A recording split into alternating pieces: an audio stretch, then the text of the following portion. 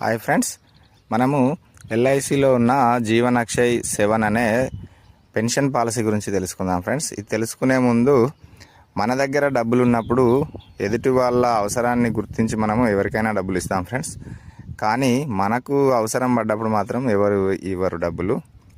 అదొకటి గుర్తుంచుకొని pension policy ఎంత ముఖ్యమో మన జీవితంలో తెలుసుకుందాం ఫ్రెండ్స్. ఇప్పుడు మనము ఒక 40 years ఏజ్కి ఎగ్జాంపుల్గా ఒక పాలసీ గురించి తెలుసుకుందాం.